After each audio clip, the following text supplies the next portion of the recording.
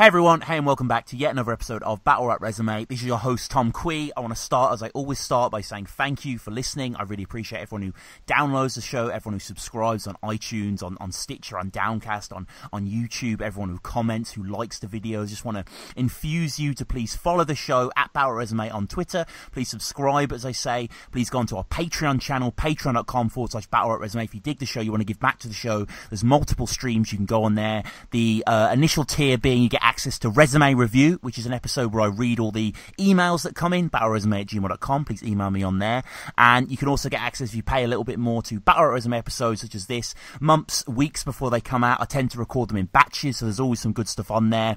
I'm recording this quite a while in advance now, but I'm sure there'll be some more stuff. Check out for Respect BA in the past. I've had Tony on there, I've had Villain, all those good stuff. So always go on there. Check out our Redbubble shop as well, redbubble.com/Battle Rap Resume if you want to get your shirts, your mouse mats, your shot glasses and all that good stuff. But yeah, let's jump into today's guest. Very, very excited. Not only a legendary battler and rapper and podcaster, comedian. It's DIRTBAG Dan. How's it going, man?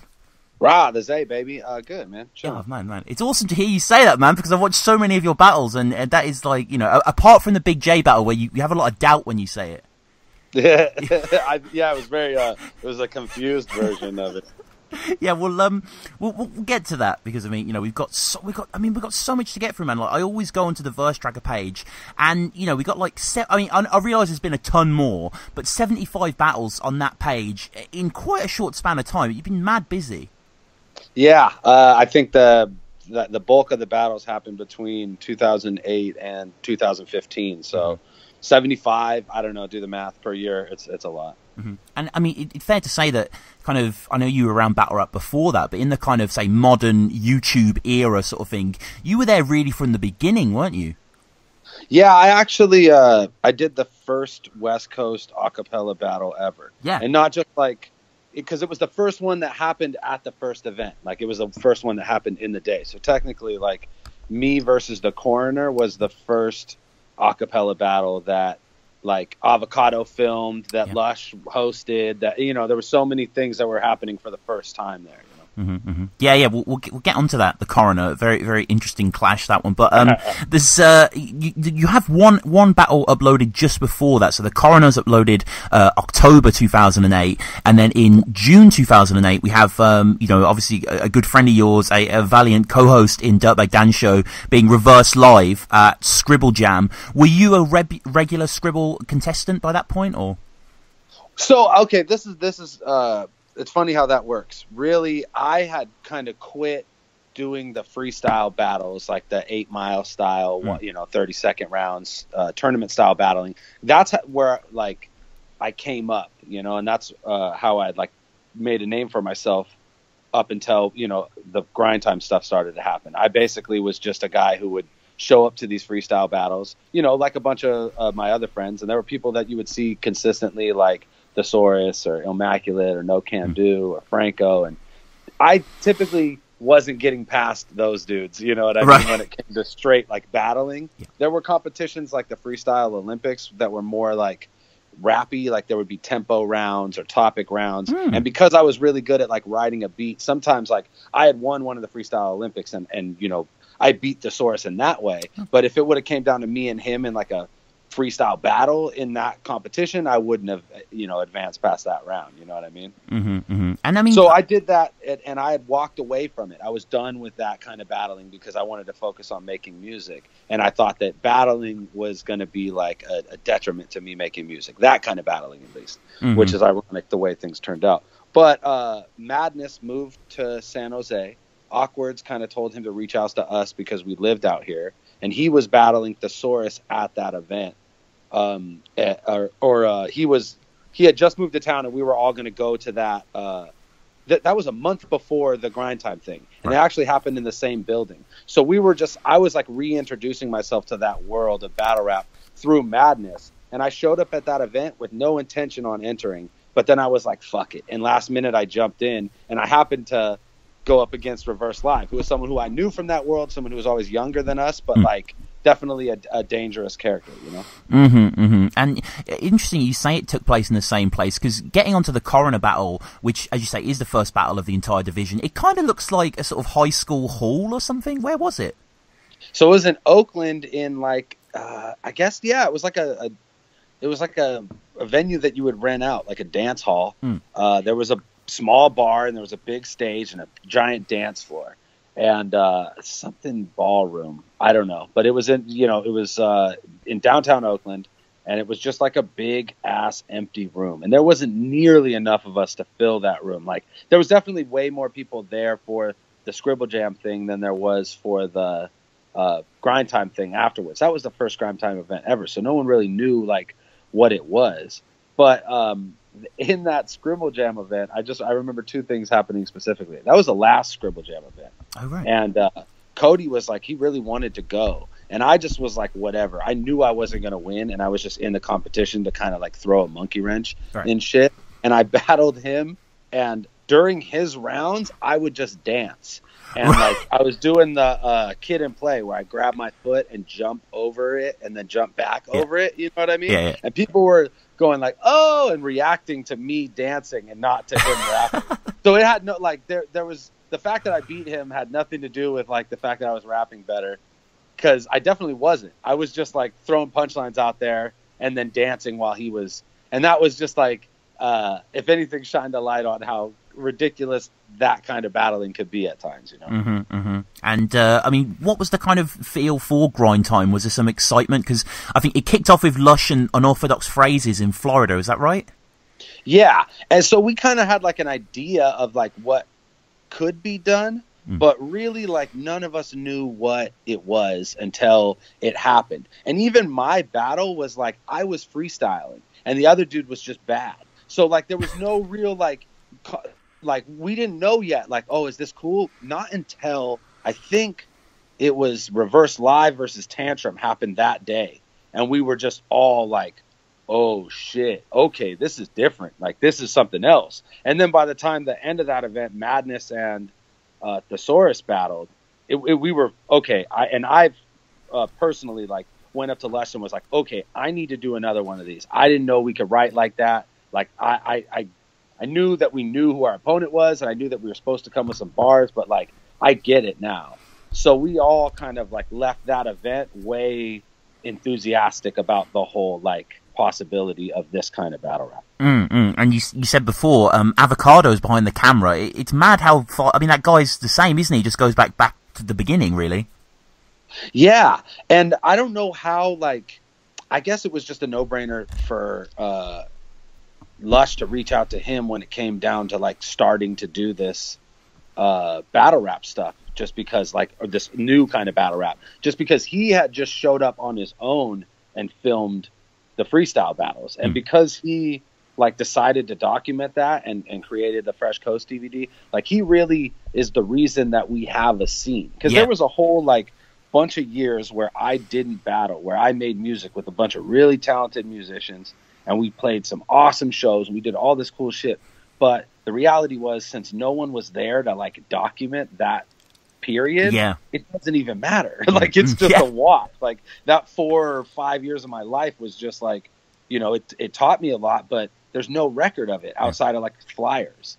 But Avocado, what he did was like put us on the map just by being there and filming. You know what I mean? I mean, was there any freestyle Olympics recorded? Because you describing it earlier, it sounds awesome. Like, so yeah, man, and I don't know where it is. Yeah, like I know someone has that footage, but I don't know who, and I don't know like what they intend to do with it. But definitely, like people were filming that, and like isolated battles from those events would show up on YouTube, but the events as a whole definitely were like, I think the intention was to like make DVDs, because that's what people did back then. Yeah. But it was, you know, it was before YouTube.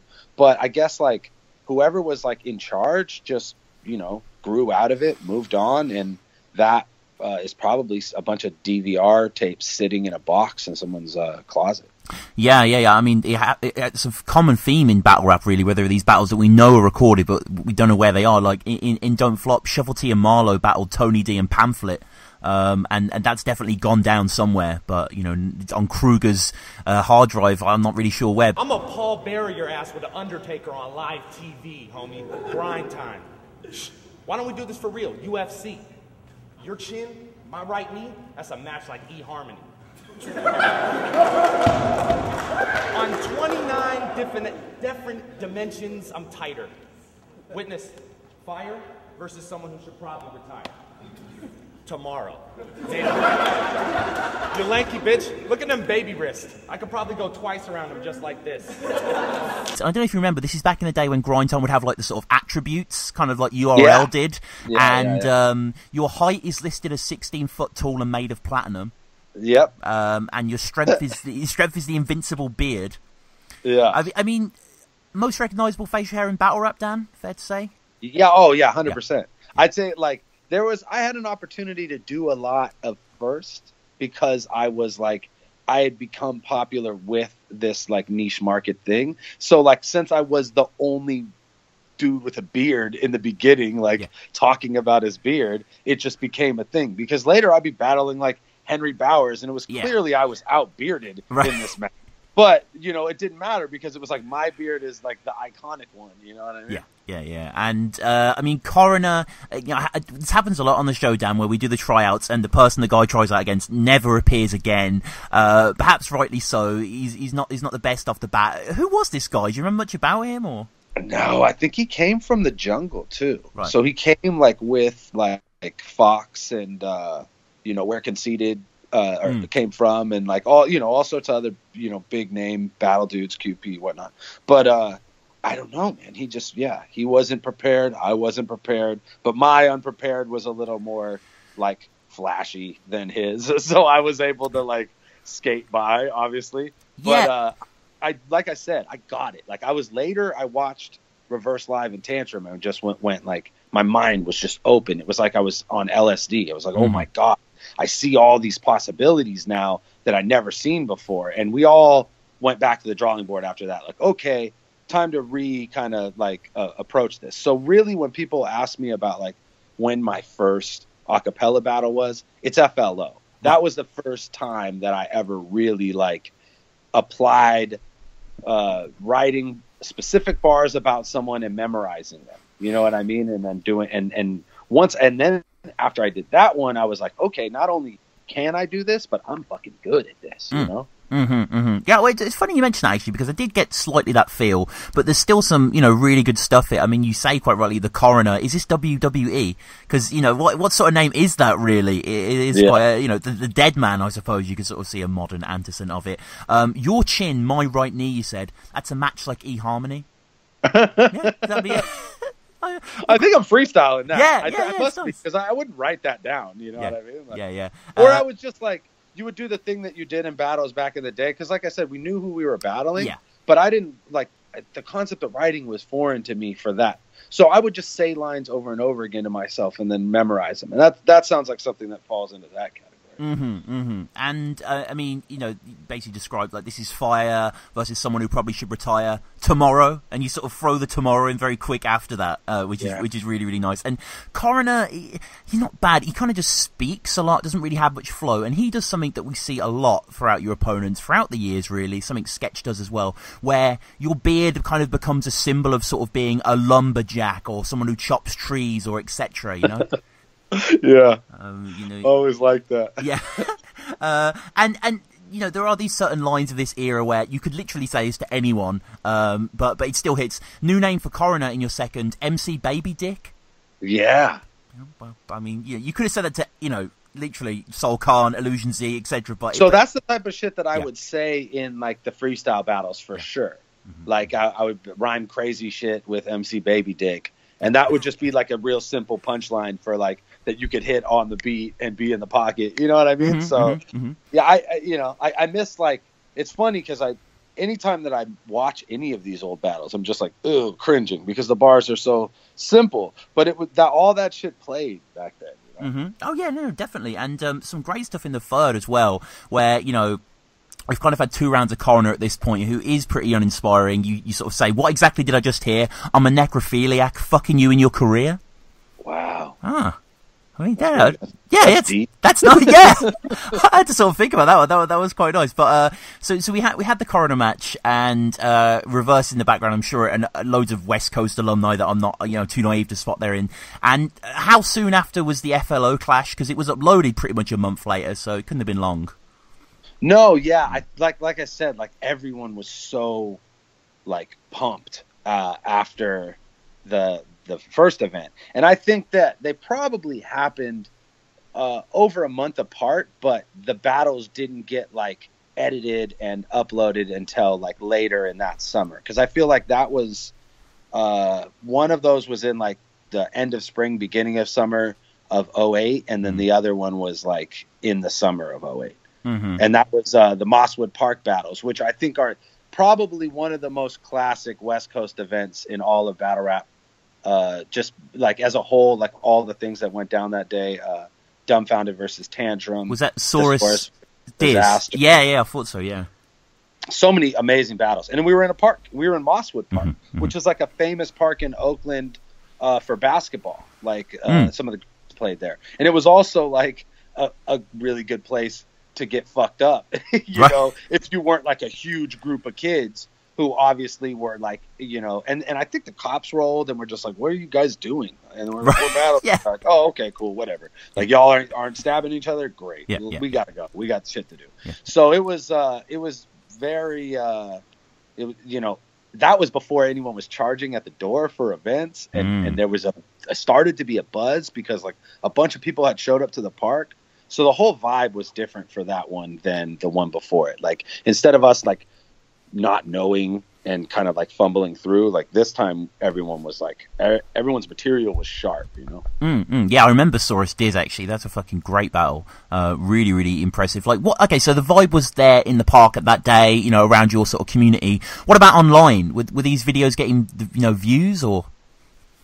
Yeah, real fast. And I think the response to the first event kind of drove the second event to come out pretty fast, as far as like, and this is all very new to us because we had been doing battles for years that nobody filmed and put on the internet. You know what I mean? Like they were just not on YouTube. So now we were like, oh shit, this shit comes out and fools are talking about it. And I think the Mosswood Park battles were on World Star, you know, like that. So I was on World Star, you know, and people love to see that shit. Cause this was back then, this wasn't normal. Like, me and FLO, like the way we looked battling each other in a park and just the cast of characters that was around, fools could tell like the West Coast was very different from the other scenes as far as like the people who would show up, you know what I mean? The people who would be a part of the events. It was a very diverse group of people, and people were strange like me. I was a weird guy.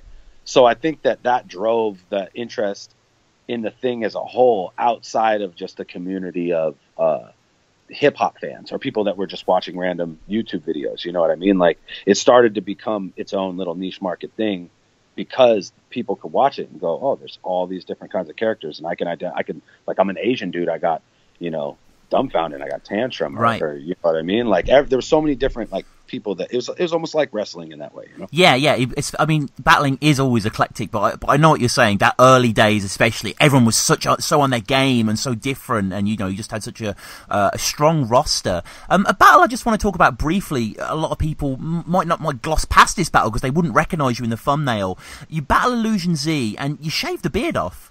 Yeah. I mean, what was the thought process?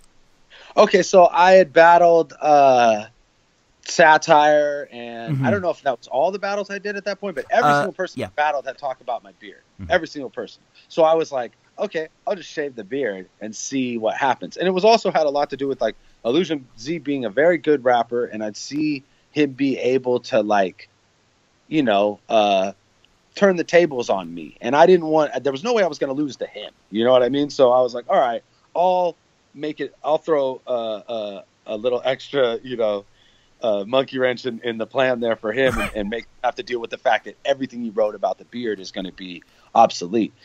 I told him this later. All he had to do was just say all the lines he had because everybody knew I had a beard. But instead he like tried to reformat his material around the fact that I had done this kind of like super unexpected thing, and it didn't work out for him.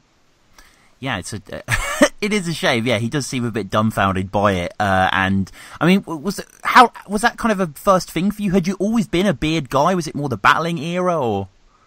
I grew my beard starting when I was 17, and then I had it all the way up until that point, and then I shaved it out for like a day. And Right. I was like, all right, I'm never doing that shit again. And then my beard that has grown off of that, the foundation of it is the same, I suppose. Like I bring it down sometimes to like a respectable length where necessary. Right now I'm a complete piece of shit. Like my beard is crazy long, my hair is crazy long. I look like a hobo in super nice clothes. Right. I mean, on the topic of hobo and disrepute, the name Dirtbag Dan, where does that come from? Roommate that I had when I was around that age, like 17, 18. And I would party pretty hard, and I was growing out my beard and it was all scraggly, and I wear a lot of like metal shirts. And my roommate said, I was like drinking early in the backyard one day, and he's like, "You're a dirtbag, Dan." And at the time I was like looking for a name to rap to, because I was like recording music, and I was like, "Oh, Dirtbag Dan. All right, perfect."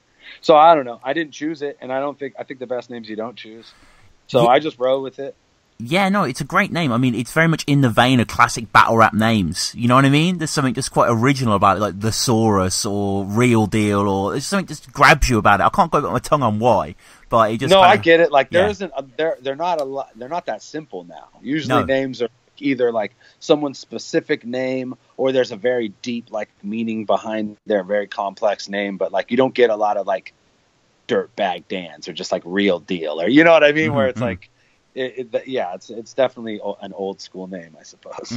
And throughout these grind time uploads, of which there are numerous, altogether in 2009, along with the grind time, you have 13 uploads, which is crazy by any schedule, really. And making out quite a bit of the bulk of this is Tourette's Without Regrets. I had Frack on a while back now, and we spoke about this kind of tournament. What was your kind of place within it? So Tourette's was just like they kept the freestyle battle format alive, and still do, and for me, like during that period when I was doing the acapella battles, I would oftentimes we were doing the events at the same venue where they were doing Tourette's, and they did Tourette's on the first Thursday of the month, and we would often be like Friday, Saturday. So there was no way I would go to one of these things and not just rap, you know what I mean? Like I'd enter every freestyle tournament that there was. And Madness was living in San Jose at the time, and he would just roll with me. Oftentimes we would do like 2-on-2s or whatever. Just never shied away from a battle during that period of my life, you know what I mean? And Tourette's still goes on to this day, and Frack still goes there and kills it, but now I just kind of spectate. Yeah, no, fair enough, man, fair enough. And at this time as well, we see the start of a beautiful partnership, yourself and Solkan, which we're going to briefly get onto the Real Deal and Fresco battle. But, I mean, kicking off, yourself battling Solkan, like a giant battle early on, like two real heavyweights going against each other. Yeah, interesting notes about that battle. He stayed at my house, so I picked him up from the airport. We drove to the event together. Did the battle and left the event together. You know what I mean? Right. Like it was surreal. I'd never done that before, like rolled up with the dude who I was battling. And then we get to the event. We're like, all right, man, I'm going to go over here. You go over there. So we could like work on our shit. Right. But, we just, he was a cool cat. And our material it was similar in ways, you know what I mean? We were both kind of punchy. So, it was natural that we kind of had decided to work together, and after that battle, right away we were like, okay, let's do 2-on-2s, so we just were waiting for the opportunity. And we get to yourself and Solkan versus Real Deal and Fresco, a real classic, fair to say, amazing battle. Yeah, and this kind of like goes back to the I think that was the first time I hopped on a plane to do a battle. To go to Florida, and it was kind of a no-brainer that we were going to get as much done out there as possible. So that became like a routine for me with the battles that I would do in the future, and with like Madness and Thesaurus and whoever. Like if we were going to a place, then I was likely going to be doing 2 battles instead of just one, and oftentimes it would be a 2-on-2 instead of me having to like focus on 2 opponents and write 2 different sets of material. So that was the first time, and I battled Moss Gelton, yeah. And that was kind of a grudge match because I didn't want to lose to that dude really bad. And we had a thing like back in the day with the West Coast dudes, we'd all roll together and we'd be like don't fuck up. You know what I mean? Like we put that pressure on each other. So I really could give a shit about the 2-on-2. I was totally focused on not losing the 1-on-1. And I think the same went for SoulCon. In every single instance where we did a 2-on-2, like we both had a 1-on-1 that we cared a lot more about. But luckily, you know, SoulCon is a badass, so he would often carry me in the 2-on-2s. And then it became a theme that like he would write for me. And what I do in battle rap is whenever someone makes fun of me about some shit, I just start using that as a theme in my own battles. Right. So like the first time someone was like, "Oh, SoulCon's writing for you," I'm like, "All right, SoulCon writes all the battles now." Like every bar is about how he writes everything now. And what was the rehearsal process like? Were you guys spending a lot of time together going through that? I mean, it seems quite loose. So zero rehearsal for any 2-on-2s. Maybe like we would get an hour in a hotel room.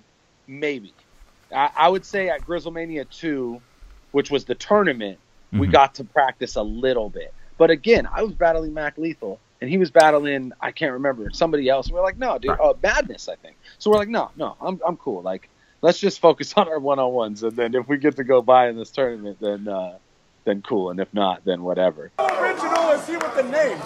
I mean, real deal. Original, ain't that? About as original as a MySpace photo shoot of you writing raps on the train tracks. Yo, I'll say this, in Fresco's tracks, that shit is just painful, y'all. I'd rather get kicked in the taint or balls than listen to Clarissa explain it all. The Real Deal and Fresco one, we did some phone kind of back and forth.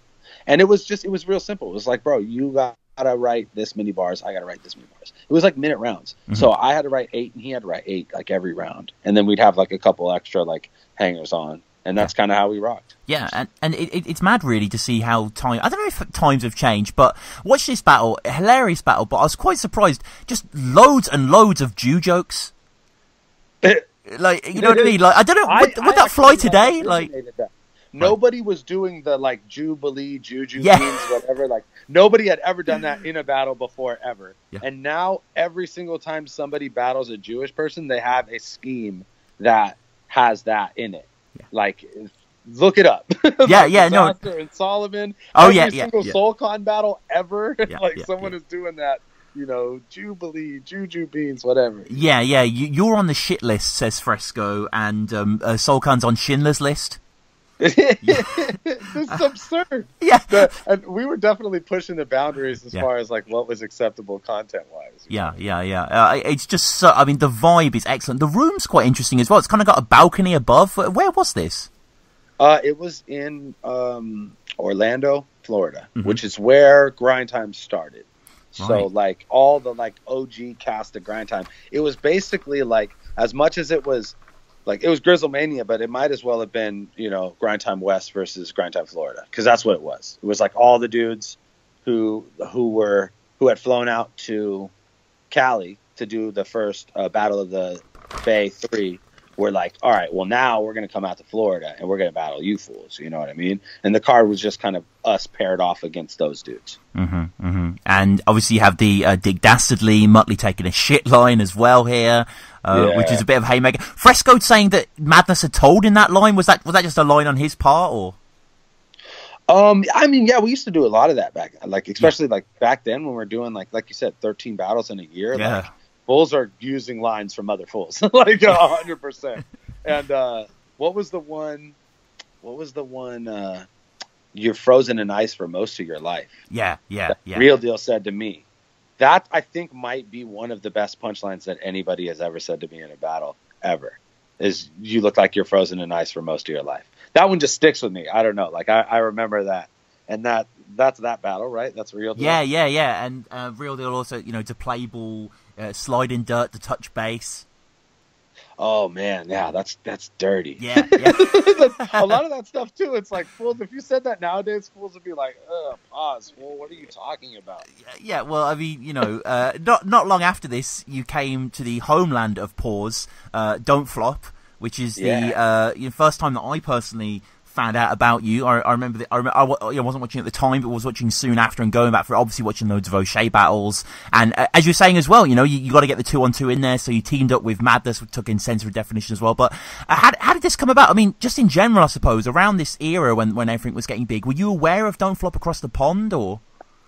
Yeah, so we knew and like of Don't Flop through the WRCs, right? Like, there was that connection. So we were aware that they were kind of building a similar thing to what was being built in the States. And we, like me specifically, after, you know, getting on a plane and going to Florida, and I'm a guy who lived in San Jose my whole life, didn't do a lot of traveling outside of San Jose. Like, that's where I spent my whole life. And I always wanted to go places. So as soon as I was like, oh shit, man, like we can go battle in London. I was like, all right, we're going to figure this shit out. So me and Madness, I threw a fundraiser event, and me and Madness battled each other at a club that's closed now, but here in San Jose, called the Voodoo Lounge. And we had a bunch of crazy battles on that card. I think, who was on that? Peanut battled somebody on that card. I don't know, just a bunch of random like local dudes. And we had raised enough money to fly ourselves out to the UK. So I set up a battle with Oshea. Madness set up a battle with Hules. Right. Yeah, it was, yeah. And Thesaurus was supposed to battle somebody too. I don't remember who, but he couldn't get into the country. Something happened. Like, and it was the first time that anybody had ever been turned away at the border. And that was the reason that we actually did the 2-on-2, because we did not agree to do a 2-on-2 before the actual day of the event. We figured in the parking lot of the spot, like, or we were sitting on a bench out front smoking, and was like, hey man, Madness isn't, or Thesaurus isn't coming. Like, do you guys want to do another battle? And me and Madness were like, fuck it. like why not? We're here. So we were legit freestyling everything in that 2-on-2. And those fools like had, Sensa had an opponent who backed out. So he had like written bars. He had like an ill rugby line. I remember being like, oh, you dick. But me and Oshea, I was very prepared for, and we essentially became like the main event of this whole shit because the Saurus wasn't there. And that was the first time anybody had come over to the UK to do one of those acapella battles. So essentially I was the first one to do that shit too. Yeah. Yeah, no, that is mad. It is mad how you're at the beginning of so many of these moments here. But yeah, in the intro is absolutely ecstatic, really. You can tell that this is kind of a watershed moment for them. And it is massive, you know. You have been on grind time and battled so many people back then. Like, and Oshea, I mean, you must have been, obviously the guy's a legend in his own right. It must have been great to battle him. Yeah, and I knew, like, right off the bat, like, I had to, you know, I basically had it, I could pick and battle almost anybody. So, Oshea was the natural choice for me because he was like, I felt like the, you know, UK version of me, basically. Another dude who was like, had a completely different style that was mainly kind of funny and punchy. And that I was always trying to like seek those matchups, especially after SoulCon, where I was like, okay, these are the kind of people that get the kind of reaction from the fans that, you know, are pushing me forward in this shit. So I you know, it was natural to pick Oshea, and he definitely lived up to like all of my expectations, both as like in the battle and just as a human being. He's absolutely my favorite dude. You know what I mean? Like super funny, genuinely his own character, and like his approach is I think second to none. You know. And I mean, just general impressions of England when you were coming over. How did you enjoy Blighty? So it was cool, man. Like, just very different from where I live. So, like, I was having like some major culture shock issues. Like, but otherwise, like, I was like just stoked to be somewhere else, you know. And I would say like a big part of why that trip worked was because of Stig of the Dump, right? Who like he took care of me and Madness, and like had us at his spot, helped us set up hip hop shows where we actually were like out there just rapping, and we moved around and. Went, you know, kind of up and down the country, and it was dope. It was really cool. And without Stig, I don't think I would have enjoyed it as much. But there were definitely times where I was like, fucking takes forever to get anywhere. Right. Fucking freezing cold. Just like, where there's no weed. Yeah. Like, just having issues, man. Yeah, no, a quick Google image search of San Jose is a beautiful place, man. It is a far cry a far cry from our homeland there. And you know, you just kind of you kept going. Like, it's mad, like how busy you were. You even battled. You know, if you're going to sort of ask people who was one of the greatest of the grind time era, they're going to point to Nocando, and you battled him, man. How was that? I sound like James Earl Jones next to James Girl Tones, right? James shouldn't try and speak. Front, watch this lying geek trying to front like he hard. James is a giant peach. You think you paid the cost to be the boss, James? No one listened to James spit. He think he royalty like King James. I'ma get medieval on some Ving Rhames shit. Things change quick, James. Now James ain't shit. Slap your bitch mouth and fuck your couch. I'm Rick James, bitch. Unity. So that's probably like my shining achievement in that whole like era of grind time. That was the moment at which I was like, okay, like I could go with any of these dudes. You know what I mean? Because there was always like a bit of doubt when it came to facing off against people like Nocando or Thesaurus, who were just at the top of the food chain as far as I was concerned, especially like growing up out here. And to be able to like battle Nocan at the airliner in LA, which is like where he does Low End Theory, like it was like his backyard, you know, and actually walk out with a victory, which was I think more, he probably should have won in 3 rounds, but people loved to see that OT back in the day, and I was always prepared, and I would save the best shit for last because I was always confident that it would go there, and luckily, you know, it worked out in my favor, and he wasn't ready for the OT, but to be able to like catch a dub there in that fashion was definitely what like kept me in the game, because there was multiple times throughout like the beginning of the shit where I was like, oh, okay, I'm starting to go down that road again where this is going to be what they know me for, and not making music, which has always been my intention. But I, you know, at the end of the day, like battles like that where like I was like, oh, okay, well, fuck it, man, I'd rather be known for this than, because this is like you know, I'm climbing mountains that I didn't think were possible when I was a kid, you know? And that was Battle of LA 3, was that event? Yeah, I think so. Yeah. It was New Year's Eve, and it was 2010, I think. It was. A long time ago. And Hollow versus Awkwards went down there as well, didn't it? Yeah, it was crazy because it looked like Awkwards cooked him, because I was like standing on the stairs and I couldn't really hear Hollow, and then the video came out and you're like, oh shit, like Hollow is a badass. So it was it was definitely like one of those rare. In the beginning, there wasn't a lot of that like fools won on camera but lost in the building shit, and that was definitely one of those instances where at least it was worth, you know, re-examining. Do you remember what Disaster was wearing? Shit, with the money shirt. With the money shirt, yeah. He had the dollar fucking on his t-shirt. What the fuck was that? I know, what was that? The fuck was that extra medium shirt with a fucking dollar laminated into it? I remember being like, what is going on with this shit? Like, what are you doing? Well, this doesn't make no sense.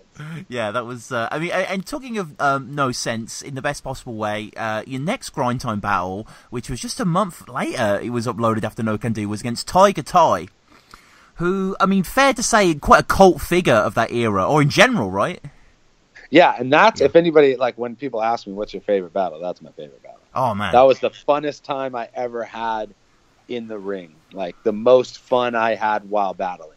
And I think you could tell, like, if you watch that battle, like, I'm smiling ear to ear, and I'm probably having more fun while he's rapping than I am while I'm rapping, which is, like, a rare case in a battle, you know what I mean? But I genuinely was, like, enjoying the shit that he was saying to me, and he was such a character, and that whole situation was weird. We were in a parking lot in like South Sacramento, which is not necessarily a great neighborhood, with a bunch of mostly cats from Stockton, and again, like, the cops rolled up on us and we're like, what's going on here? And they're like, we're battling. We're like, all right, well, yeah, murders are going on, so bye. And then they just left. And Simon Rex was there, Dirt Nasty, and Andre Legacy, who battled Sazu that day, who were like Hollywood guys, you know. So we had like these 2 Hollywood guys and me in South Sacramento with a bunch of dudes from Stockton, like, and it was just very fun, you know what I mean? Ty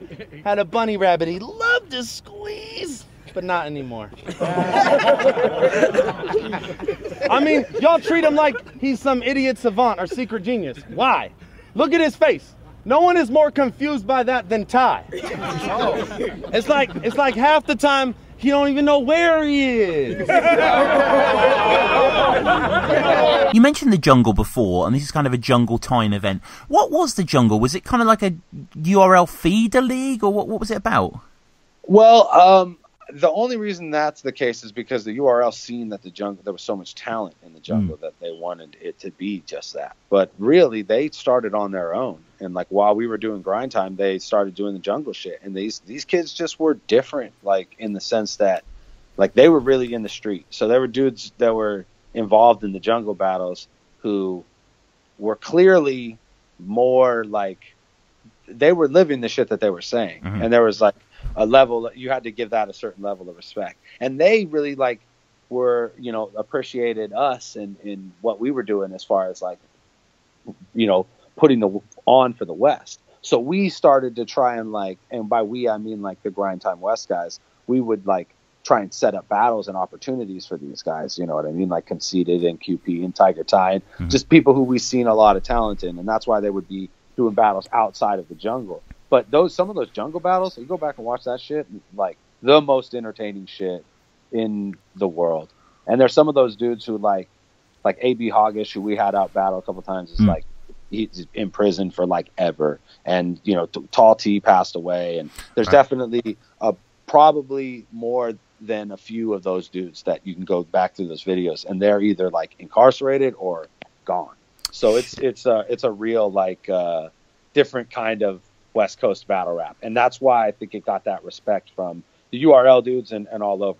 Plus, like QP and the way he was writing and Conceited, like fools were really latching on to that. And I think the modern form of battle rap is so based in the like foundations of what those dudes did with wordplay and you know what I mean, all that shit. And Tiger Ty, incredibly unique style. Like the guy had a real unique imagination as well, didn't he, for bars and angles and direction?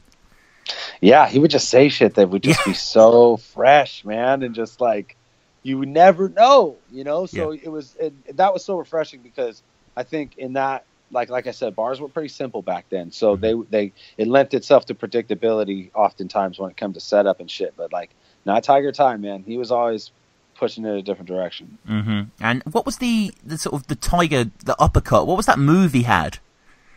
Yeah, man, he was also one of the first dudes to like really bring that kind of physicality to the Tiger Swipe. Tiger Swipe, that's it. Like, and sometimes he would 360 with the Tiger Swipe, and it was just like fools played into that. Much like I was like would talk about my beard, and fools would be like, oh, they would reference my beard in other battles. Like the swipe was like, I remember like this fool would swipe and you would act like it hurt you. You know what I mean? You'd be like, oh fuck, like oh shit, am I here?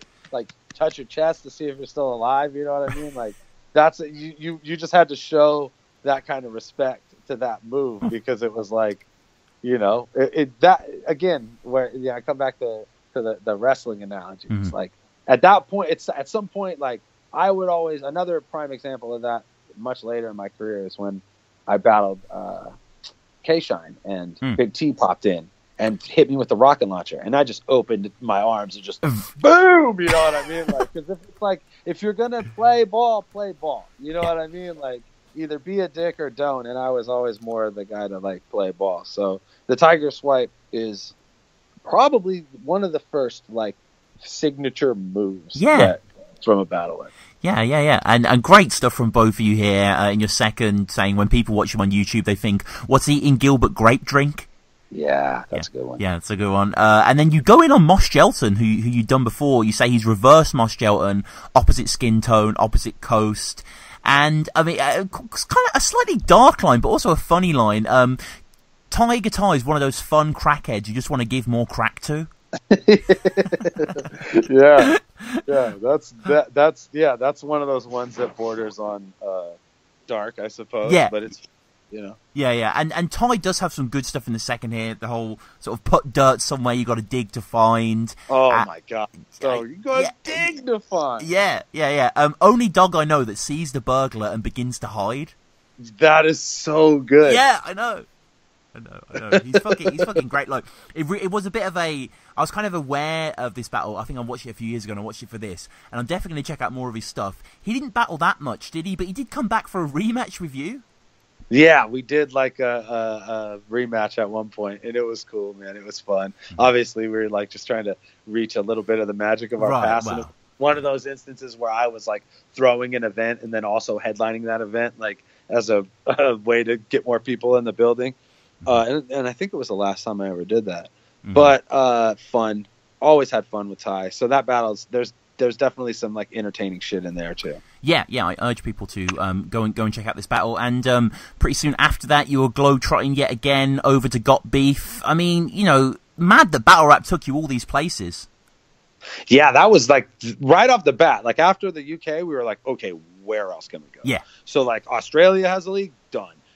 They got shit cracking in the Philippines, done. Sweden, done. Like we were making those connections real fast. And it was like, honestly, people were reaching out to me as much as I was looking. Like as soon as fools knew, like, hey, this guy will come out here. And then it went from like, okay, we bought our own plane tickets, to like, okay, if you all get your plane tickets, we'll cover your hotel and then give you a little money, to like, okay, well, we'll fly you out here and we'll give you this much money. So it's just like it kept becoming easier and easier to make these trips, you know? Mm-hmm. And I mean, you went out there and you battled Purpose and Decoy. Is that right? At the same event, or? Yeah. And that, again, it was like, you know, you end up like agreeing to do more than one battle just because that's the only way like these fools can justify spending the kind of money they got to spend to get you out there or whatever. So it was like Decoy was like the like gift battle, and then Purpose was the one where I was like, okay, I better watch out. This kid can rap, you know what I mean? Yeah, no, Purpose. So, and I'm pretty sure I took an L in that one. I don't know if they judged it or what, but I don't remember feeling like a winner. And yeah, I mean, just we're going through here quite a quick pace just because there's so many battles. And one of the ones that occurred, kind of a marquee battle of this era, you versus Saurus. You say you battled Nocando before. I mean, Saurus, maybe you got your Diz or your Ilmac or whatever, but another giant of the era, right? Yeah, I mean, and like, honestly, probably one of my best friends that I ever battled. You know what I mean? Like, I've known Pete for a long time. We've done a lot of traveling together. Like, he's someone who I considered like a friend, you know? So, and did at that time. So, and have a crazy amount of respect for him. Oh, yeah. So I wasn't going to like take him light in any way, shape, or form. And I feel like that was definitely one of my better performances. And one of the first times that I was able to like let fools know for real that I wasn't just a guy that was there to be funny or whatever, that like I might be able to, you know, contend with these bigger name dudes, you know? And I mean, memories of that battle, because I mean, facing Thesaurus, it can't be easy. The guy is one of the greatest to ever do it. Yeah, I feel like that was and I always say this, and I think Pete will rock with me on this. He doesn't refute me when I say that essentially I lost to a coin toss, because what happened was I lost the coin toss, so I had to go first. Right. And I was killing it, and I was getting great reaction, and I felt like I was in there. And my last round was kind of this double time round where I was going to do a lot of rapping real fast, because that's something that I knew I could do and that Pete couldn't do. And this was like something that we had talked about in Australia, mainly because there was this radio station that we went to, and we were rapping on the radio, and I was just killing it. And you know, Pete was just, he wasn't able to do that. So it was like, we were, you know, that's like, if anything, I got something I can hang over that dude's head. You know what I mean? I'm using it. So, he actually had this whole double time rebuttal round, like in the pocket. So because I had to go first, it set him up for one of the first times anybody has ever had an entire round rebuttal for something. You know what I mean? Which was just impossible for the judges to get away from. And I think I still lost a split decision, but it was like that pushed it over the edge. However, if I had not like lost that coin toss, I would have been able to do that double time round last. He wouldn't have been able to have that whole like response round, and I think I would have took it. You know what I mean? So at least that's how I sleep at night. I don't know. And I mean, if we're being technical, this was your first King of the Dot appearance. Yes, but like that's my first time battling in Canada. But it actually this battle was released via Grind Time, which is crazy because no leagues work together to that capacity. I know, right? Yeah. Anymore, and no leagues will ever work to that capacity again. To where like a battle of that magnitude would be filmed at an event and then given to the other league, just on the strength of like, oh, it's okay, we'll get the people in the door with this battle, and then you'll get to have it on your YouTube channel. Like crazy. Yeah, totally. I mean, that's kind of a common thing. Like, let's say if there ever was a King of the Dot URL card, I know it wouldn't happen. It's like, okay, fair enough, the event, but whose channel do the battles go on? Like, you know. Yeah, that's the whole bread and butter of the thing. So like, it was crazy that it went down like that. But it was because, you know, we were supposed to battle at, I think, the MOB event. Which was, or Battle of the Bay 5, one of the two, whatever one that the lights went off on Arsenal versus Disaster. So we were supposed to battle at that event, and we didn't. So it was like, all right, well, these fools agreed to fly us out to Toronto because that would be the only place where there would be a comparable audience for us to do that battle, which was really cool of Grind Time too. You know what I mean? To make up for the battle in that way. And it showed that they really like genuinely cared about having it, you know. And just after this, you battle on something I'm not really sure about here. Red Bull MC. You battled No Can Do again and Madness. What was this setup? Okay, so this is back when the Red Bull was still doing freestyle tournaments, right? Yeah. And this was a freestyle tournament. The big difference here is that there was like big money on the line. And the winner of that event and the winner of those events, that Red Bull series, went out to Detroit to battle in front of Eminem at this big event that happened out there. And they're like the famous story from that event is DNA getting booed off stage. Yeah, because basically the Detroit audience was like, oh, there's someone from Detroit in this competition. Everybody else loses. In retrospect, it was a bad idea on Red Bull's part, and actually when they had redid that competition again, they did the finals in Miami and there was nobody from Miami in the competition, which I think was like a smarter move for them. But I battled No Can Do. This is a funny this battle sticks out in my head a lot for one specific reason.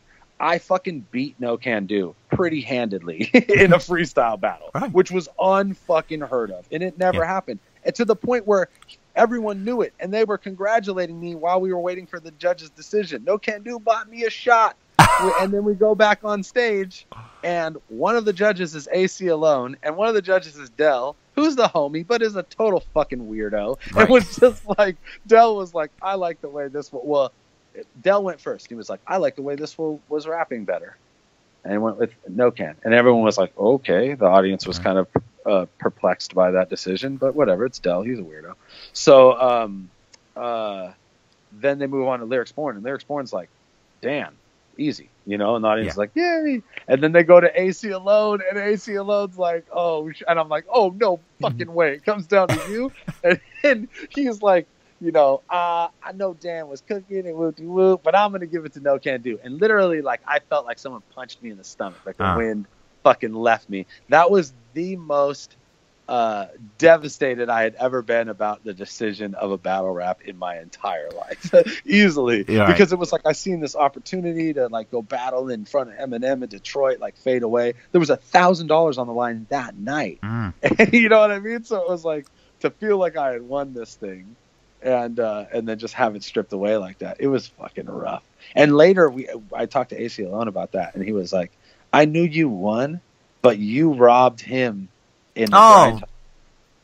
So that was like, and I was like, that's not fucking fair. No. I was like, that don't fucking matter. Like, it's two different events. Like, you're just gonna carry the weight. Yeah. He's like, no, that's why. I knew you won that day, but you dropped him. So I'm like, oh, well, you're a dick. yeah, that sucks. That sucks, man. I'm just looking at the comments now, actually, and all of them are saying that you took it as well. So it's, that is unfair, man. But I suppose you win some and you lose some, and those are like that. That's like indicative of the freestyle era. Like that was definitely not the only time that happened to me. So like, for me it was like, okay, like I'm never getting my like heart wound up in a competition that is like ultimately not a fist fight or a foot race where it's like easy to decide and like subject to that kind of fuckery or whatever. So like even today I'm do comedy now, and I'm in all these comedy competitions, and I don't get like emotionally invested in whether or not I win or not. To me it's like, oh well, fuck it, you know what I mean? Like it doesn't matter, because at the end of the day it's all subject to opinion and not like actual factual shit. Yeah, definitely, man. And we mentioned the Saurus battle just now, which was your initial excursion to Canada, but your first appearance on King of the Dot comes courtesy of Sketch Menace. You're just a sketch of the whole picture, Menace. I'm the portrait painted perfectly. You jumping from absurd to me? That's just fucking absurdity. Exactly how do you plan to murder me? I'm a career criminal. You're a day jobber. They say I steal it when I edge it, but I battle legends, so I don't want to hear you say robber. You know I should be battling HFK, or anyone with a better style. Nothing you do is ever wild. If you were salsa, you would be extra mild. World Dom 1, which obviously World Dom continues, brilliant event. Like, it must have been awesome to see, in not necessarily the demise of Grind Time, but yet another league springing up that was doing good numbers. Well, after going and doing that one battle there, the Thesaurus battle, we were like, man, they run a tight ship here. Like, we just genuinely liked the way that they were doing business, King of the Dot. So we decided, we were like, okay, as Grind Time started to become less organized and more kind of chaotic in the sense that it was just like fools were popping up with all these little subdivisions everywhere. Yeah.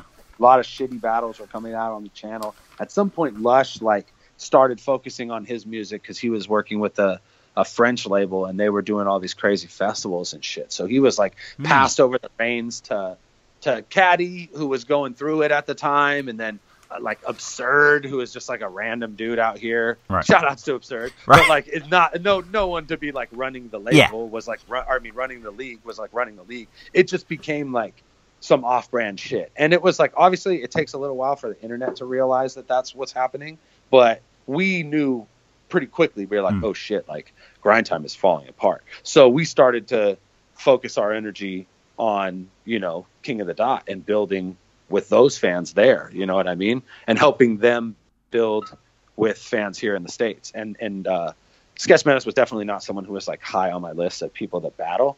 But it was like, I don't know, fools weren't jumping to battle me at that time. And there wasn't really like a huge roster of names for Canadian battlers to deal with.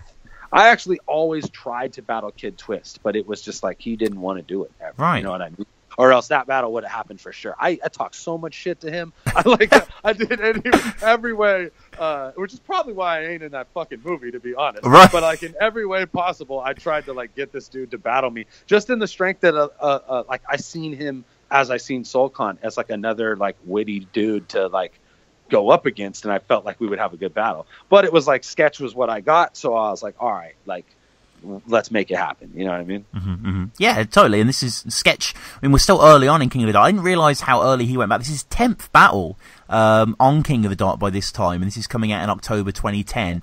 Interesting to see that you dedicate the battle to Tiger Ty.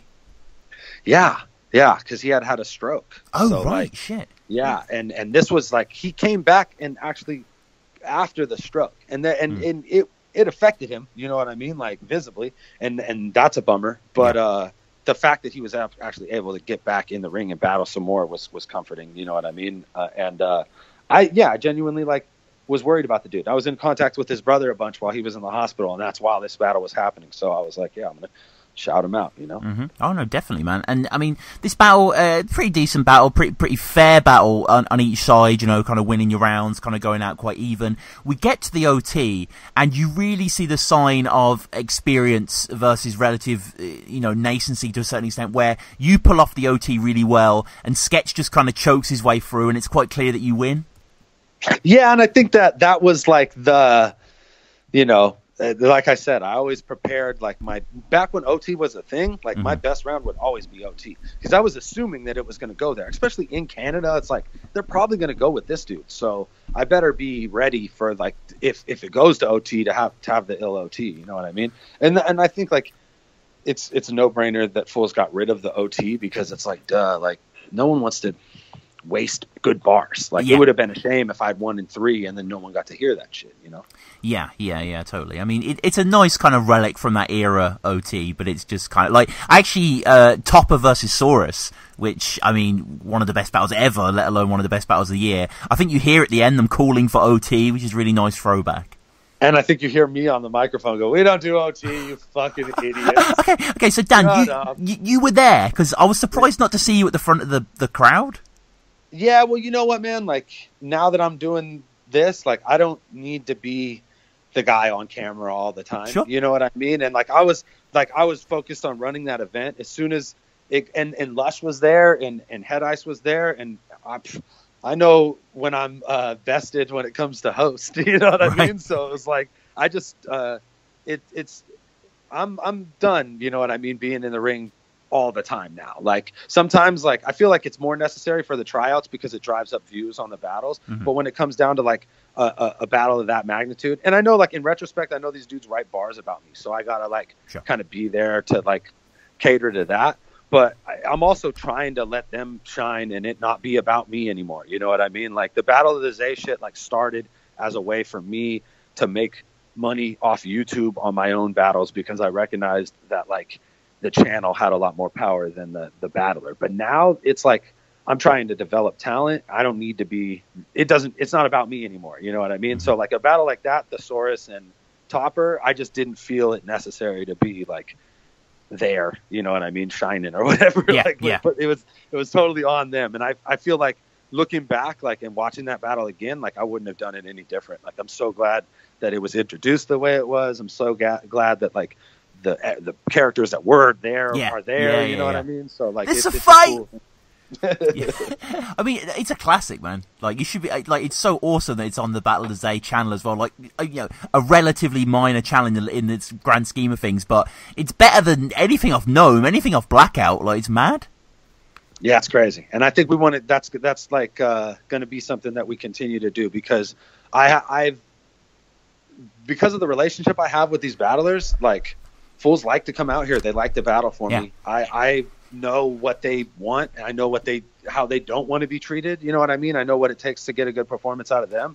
And I'm definitely like already booking battles for this event in July that are like on par with that, and I definitely want to continue to do that as far as like, I'm not trying to compete with these major leagues. I got 20,000 subscribers. It's, we got a long way to go before we're like on the map like that.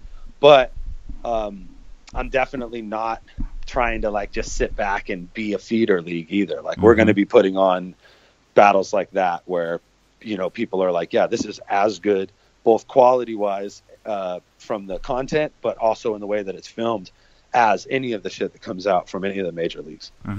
Dope, man, dope. And next battle we're going to get onto marks the first of 2 battles where, it happens quite a bit in battle rap where you get kind of the established rapper coming into the battle league, and in this case it was quite a success actually against Mac Lethal. I mean, a huge name, huge battle. How did this one come about at Grizzlemania? Mac Lethal was looking for someone to battle, and I seen that, and I was like, all right, man, let's go play ball. And I think that, I don't know, in order to battle him, like he wasn't just going to take anybody, you know what I mean? So it was we came to an agreement that worked out for both of us, and we had a good battle on the back of it. It's one of my million view joints. Yeah. I'm definitely proud of it. Like, I feel like, I feel like I lost, but I still love that battle.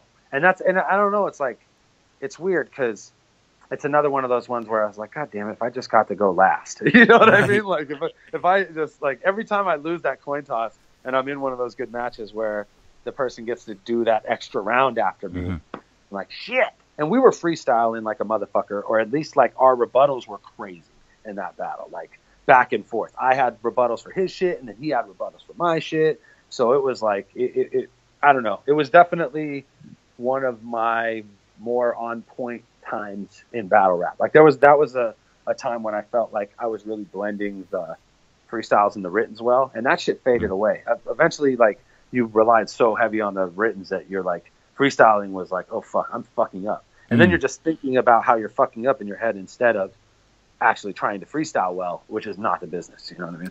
Right, totally. And you know, that's at 1.5 mil, and then 2 months later you battle Anygma on Flip Top, which is at 3.3 mil. Which, I mean, I know obviously Flip Top gets incredible numbers, but it's so fucking cool that you went over to Flip Top, man. I mean, not many battlers can say that. It's awesome. First one to go to the Philippines. Yeah. Definitely seen that. Like, I was working for that for a while. Right. And Anygma, man, he's a real cool cat. He took care of us. They made us feel comfortable. I went out there with my buddy Lucky, who had family out there, and it was really like, it was just, that was like another kind of like culture shock scenario, but definitely like in a real positive way. I never seen people that like maybe didn't have as much as people here in the States, but were so kind 100% of the time. And I was really impressed with how the battles were received there. People were noticing me at the airport on the strength of like a blog or two that I did. Shit. Like, it's like fools that were like checking me in at customs were like, hey, you're battling Flip Top Paw. I'm like, oh shit. And like, we had also like did the battle on a Friday or Saturday, and Sunday we were at the flea market and they had bootlegs of our battle. Oh shit! This is insane, dude. Like, it's so crazy.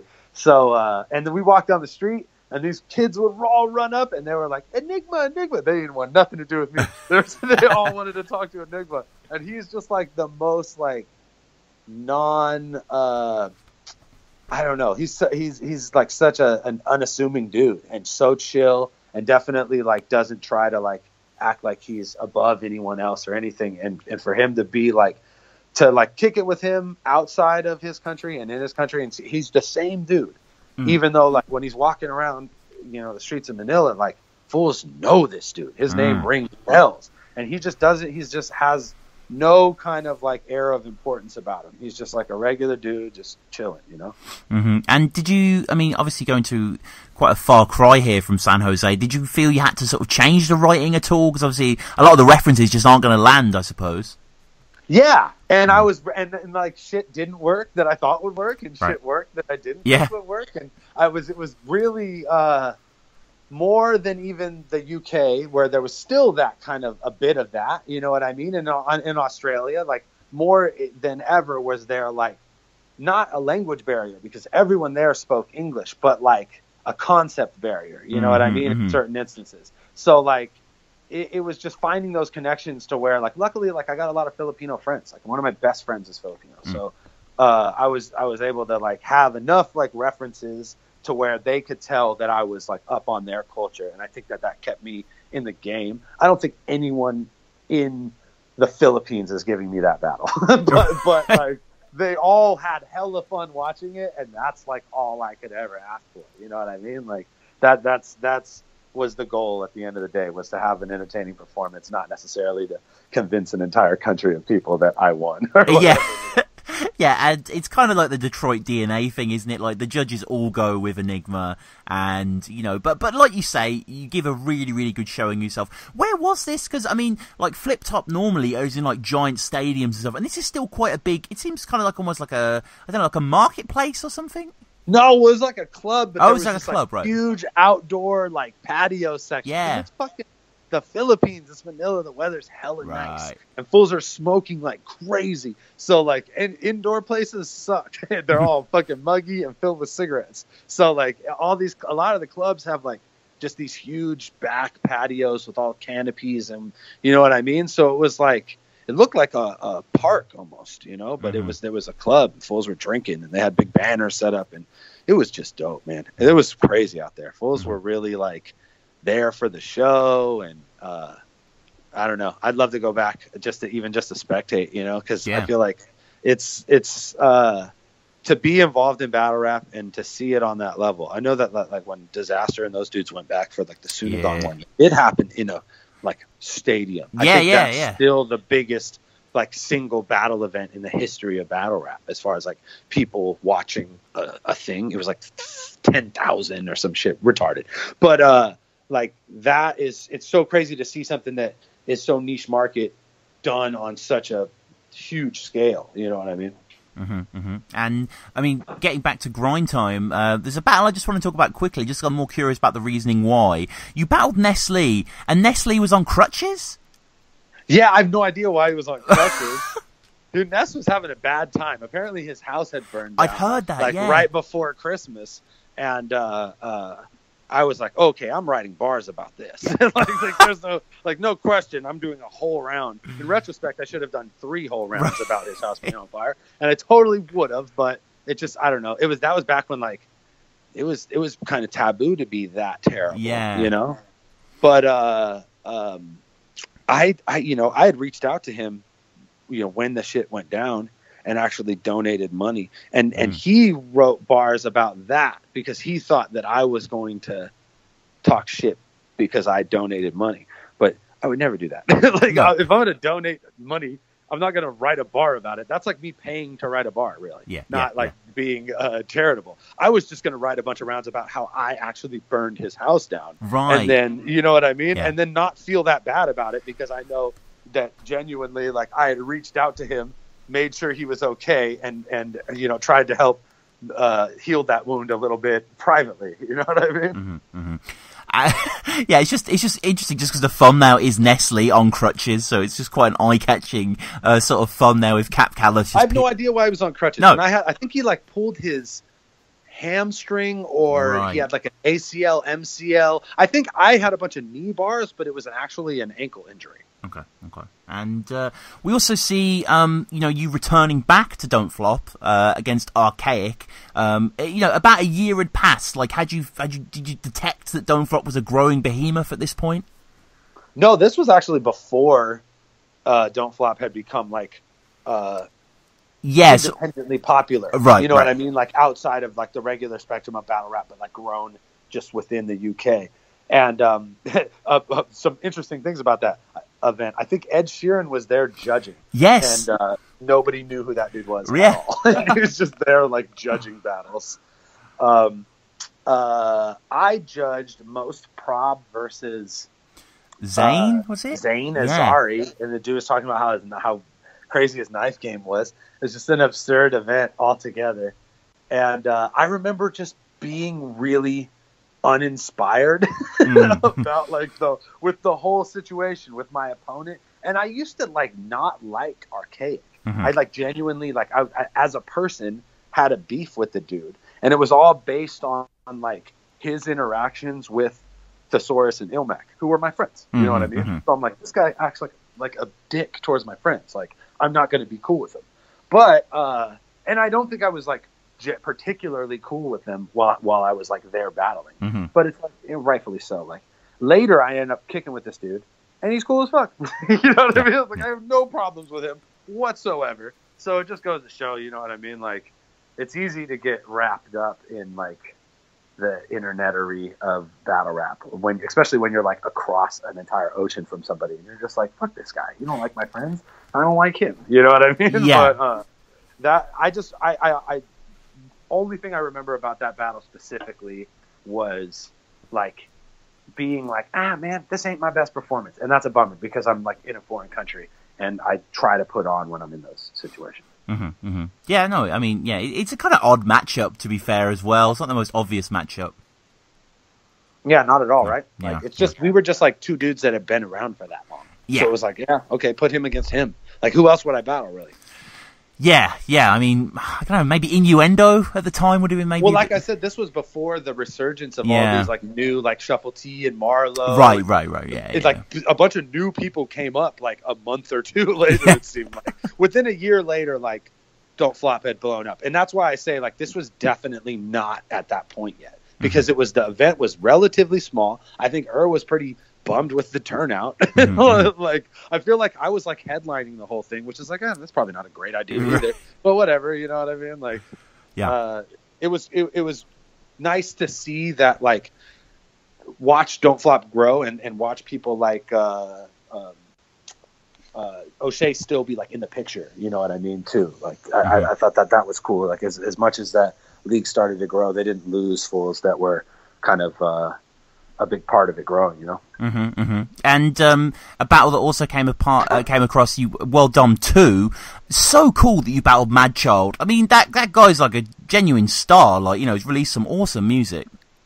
Yeah, it was crazy. And this was a prime case of like me having no idea what kind of material my opponent was going to come with. Right. Like I never had I been so perplexed going into a battle by like, what is this fool really going to say to me? Yeah. And then when he said what he said, I was like, oh fucking duh, he's talking about dragons and warlocks. Like that's what he fucking talks about in his music. How did I not know that this fool was going to talk about dragons and warlocks? Like, oh damn it, what an idiot. But I feel like I definitely, like, you won't hear me say a lot of times that I got jerked in a battle. Oh, I got jerked in that battle. Right. But it was kind of like, whatever, you know. I'd done that to so many other people. It's like when Math Hoffa got punched by the disaster. Fools are like, good, you got jerked. It's a fucking good shit. You've done that to other people in your hometown. So congratulations, asshole. But I mean, fair to say, you know, quite a few studio rappers have crashed and burned, but Madchild did pretty good. No, he did, and I definitely like always give him that respect. I always like say that he took it seriously in the right way, and it showed. You know what I mean? And he was cooking. He was just like, it was so foreign to what we are used to seeing in a battle that, like, for some people will watch that battle and be like, what the fuck is this? You know what I mean? Like, but some people are Canadian and they have an entirely different feeling about that shit. Well, yeah, I mean, he's a native, right? He's Vancouver-based, so... Yeah, but he's also like a multi-Juno Award winner. Like, he's a fixture in the Canadian entertainment industry. Right. It was an honor to battle him. And like, I know dude's kind of has, like, ebbs and flows with his career as far as, like, issues with substance abuse and shit like that. I always, like, watch and hope that... he's doing good, you know what I mean? Because I see, like, sometimes he's just killing it. You know what I mean? And he's really, like, leaps and bounds. I remember this dude got out of rehab and reached out, and we talked about doing this battle, and he didn't have a Twitter account. You know what I mean? And within, like, a year, he was, like, blue check and, you know, in the tens of thousands. So he's really, you know, like, regardless of whatever issues he has, like, he's come a fucking long way, you know? Yeah, he's got 62,000 followers on Twitter, at Madchild57, and he came back, as I'm sure many people are aware, to battle Daylight, which was another great battle. So, you know, the guy's got it in him. That's at 950k at the moment as well, so not short of 1 million, which is which is awesome look for those guys as well. But you battled Caustic and Oh Blimey, which is you know, satisfyingly British moniker there, at what looks like a really cool sort of open air festival. Is that quite difficult battling in that arena? Yeah, well, these were tournament battles, right? There's another example of this earlier in my quote-unquote career versus when I battled Real Deal and then Johnny Storm at Paid Dues. And those battles actually, like, took place in a cage at a large hip-hop festival they call Paid Dues, which typically, like, for bigger name underground hip-hop artists. Murs used to throw that in Guerrilla Union. The festival I battled Oblimey and Caustic at was actually Rock the Bells, which was like big names would play Rock the Bells. Nas would do like the whole Illmatic album at Rock the Bells, or like Wu-Tang Reunion at Rock the Bells. And like, it was a giant hip hop festival that they would do on both the East Coast and the West Coast. And the one that they did in like what they call San Francisco is kind of closer to San Jose and Mountain View. Grind Time had like their own little side stage. And it was funny because like Grind Time was collapsing at that point. So like Lush is like talking shit to Matt Ills like on the microphone, like as he's DJing for him, like the whole event. Like it was just it was so weird. And it was a tournament, and I battled Oblimey first round, who was my friend until that battle. And then and then Caustic battled QP in the first round. And then me and Caustic went on to the finals, and I was able to beat him. And I won that little tournament. And that was cool because it was like I got to go on stage and rap before Wu-Tang for like 5,000 people or some shit. It was pretty dope. Yeah, that's mad. But I mean, like, kind of in a let more open air, so the crowd aren't around you, the response isn't as clear. Was that hard to adjust to, or?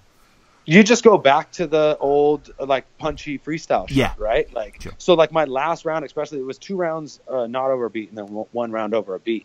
So it was like, instead of writing more complex punchlines for that, I went back to writing just, like, real big, simple punchlines. And I remember it being, like, a conscious decision to do that, to be like, okay, well, you know, don't try to go too heavy on the wordplay today because we're going to be outdoors with a bunch of, like, random non-battle fans. And I think, like, Oh Blimey was just, she said some shit about my wife. Right. and my wife was there, right? Which is like, I don't care if you're like my wife, like, and it's whatever. My wife is like an intangible thing. Like, it's like my wife, your girlfriend, your mom, whatever. But like, when you're like my wife and you're like point to her and I could see her like have a reaction to it on her face, I'm like, oh, I'm going to fuck you up now. So like, I like, after the first round, like a switch kind of flipped in me, and I was like, all right, I'm gonna fucking treat you like a like any other fucking dude that I don't want to win. You know what I mean? And like I put a little more like emphasis on my bars, and I was effectively like, no, I wasn't like, I don't know, I wasn't like crossing the line in the way that I was screaming in her face, but I was probably talking to her in a way that nobody has ever talked to her before, at least nobody that she like likes or like, you know what I mean? Like traumatizing, I would say. Oh shit. So like I said, we were actually friends before that. Haven't had a conversation and I'm like friends with her friends. I you know, she makes music with my friends, and it's just like, she, you know, we end up in rooms together, and she just avoids me. Oh shit! I need to watch that, man. I just saw the thumbnail. I definitely watch that as soon as it's aggressive. Yeah. I say some mean stuff. Okay. And in the just to go back in time slightly before we move forward, in the Sketch Menace battle in your third, you do kind of a classic battle rap tactic where you talk about other things, and you know, you say to Sketch, "I'm doing this because, you know, I'm going to beat you. I don't really care," and you start calling out people or addressing call-outs. And one of the people you mention is, I mean, rest in peace to PH. You mentioned PH in the sketch battle, and a lot of people probably wouldn't be aware, Dan, that you have a battle on the URL against PH.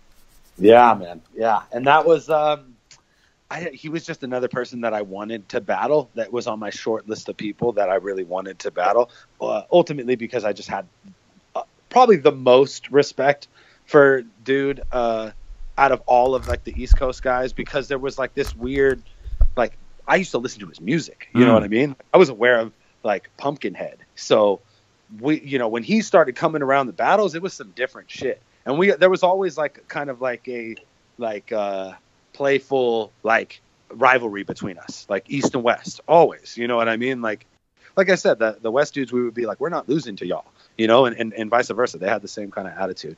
So, that ended up like successfully working and landing me a battle with him. And he did the same. There was another battle where he like says some shit about me. And then I went to New York and I battled him, and it was supposed to come out on Grind Time, but Grind Time fell apart. And like 9 months later, it ended up on URL's channel, like randomly with no kind of announcement or whatever. And it was just not received too well. No.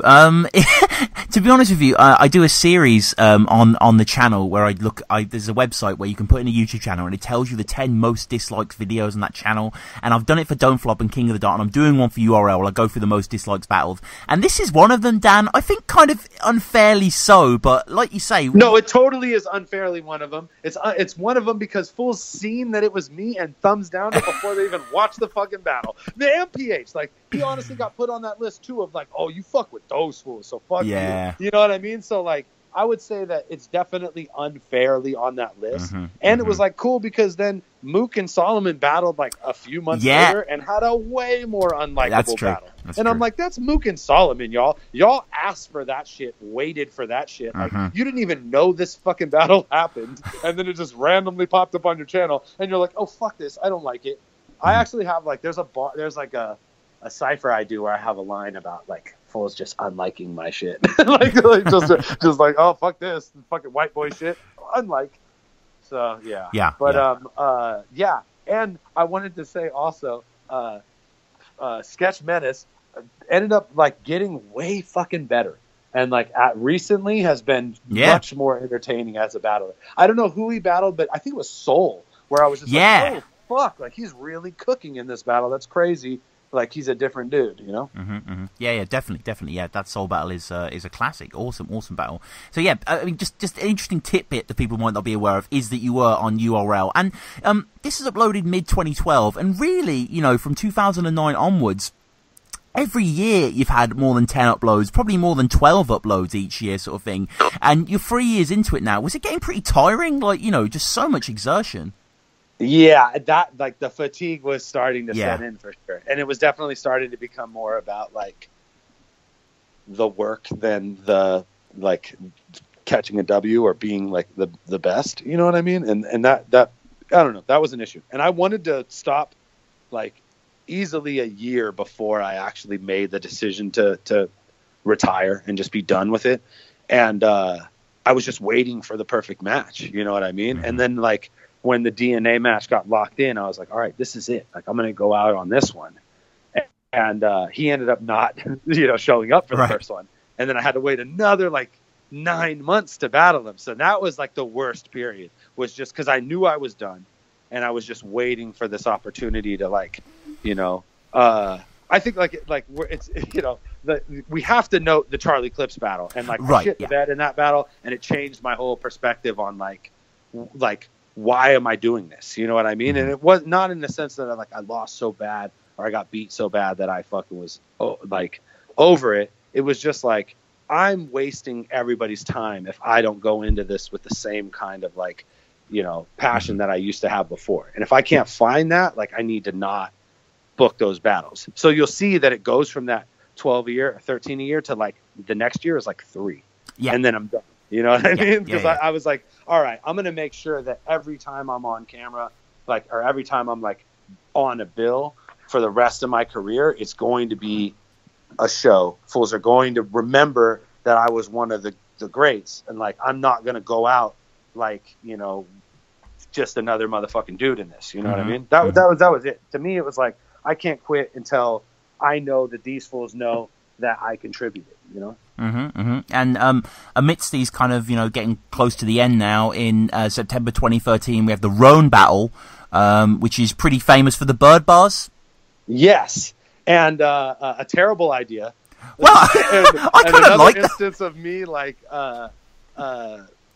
A, throwing an event and headlining said event, another terrible idea. Right. And B, taking something that I did wrong or like a criticism and then turning it into like a positive theme that I like carried with me for the rest of my career. Because like every time that the bird bars had come up after that, it was me like saying bird bars, and fools just loved it. It was so funny. It was like that I did these bird bars this one time and it was just a complete mistake.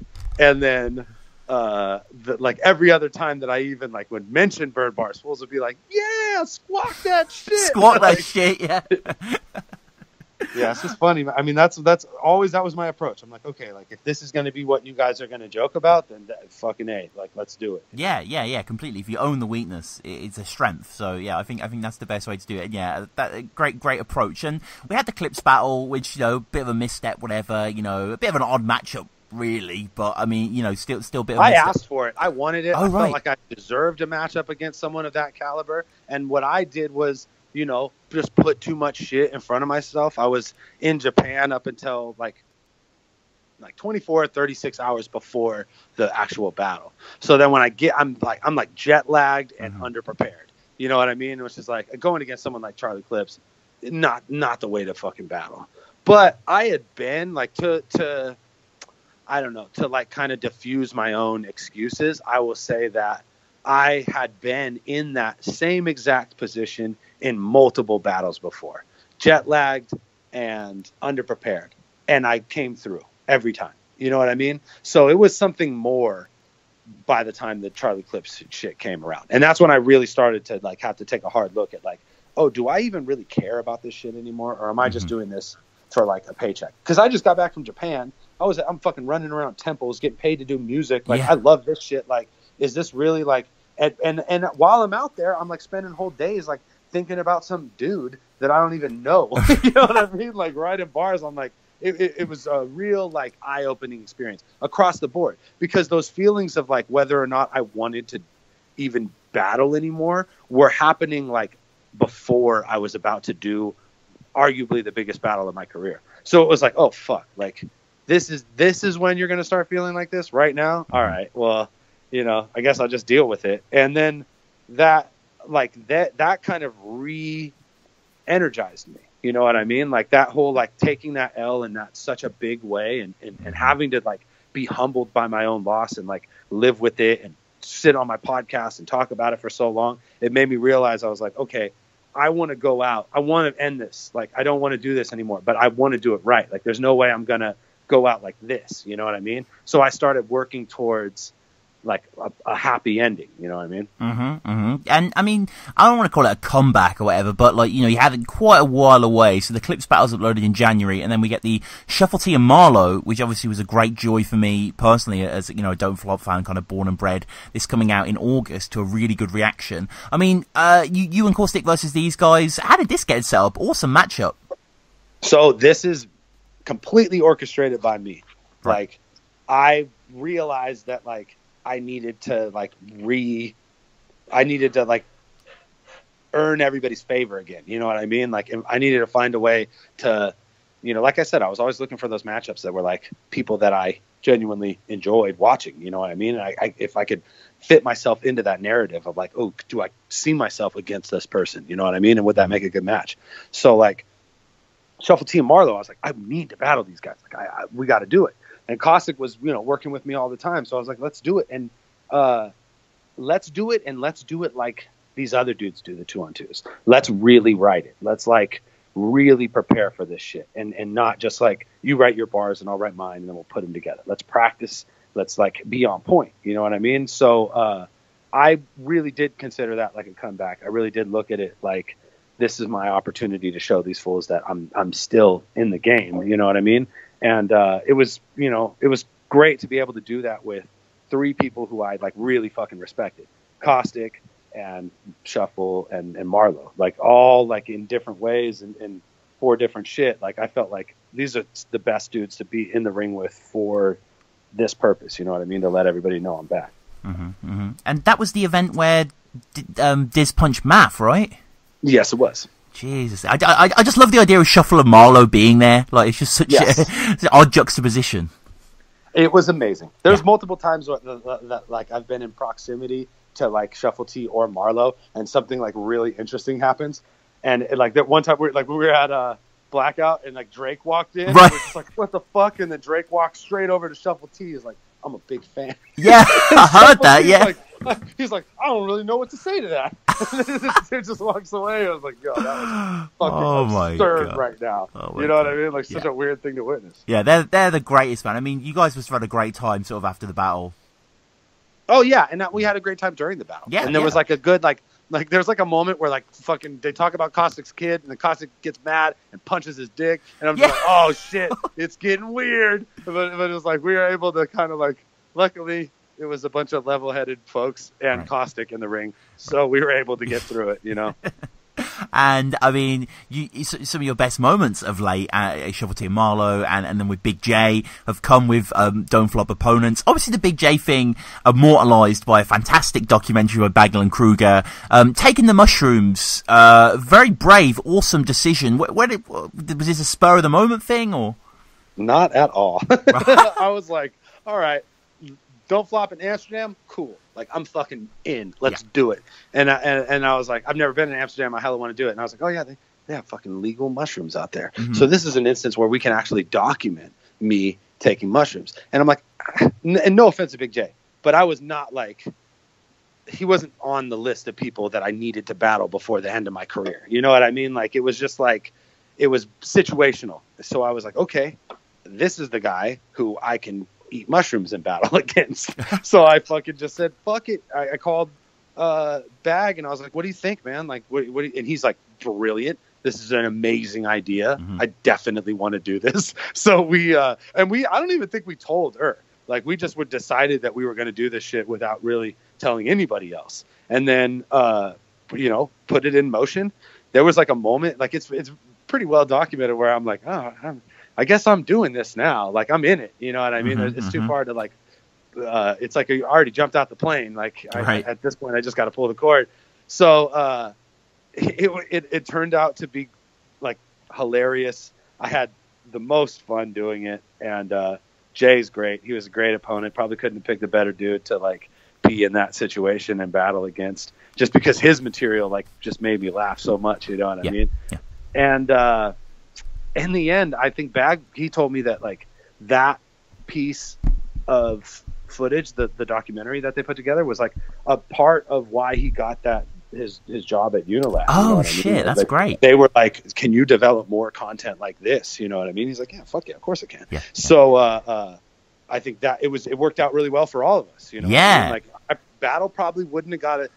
Like it didn't. I mean, the Battle got like 80,000, 90,000 views. Yeah. The fucking documentary got like 250,000. You know what I mean? So it was like it worked out well for them because they got a shitload of views on the channel. It worked out well for me because people talk to me about that shit all the time. It's definitely like one of those, like, I have a few like random viral moments on the internet where like a battle is Jesus, or I'm like, on mushrooms in a battle. It's weird shit. So those, the more I add to that, like my resume of like online buffoonery, the better for me.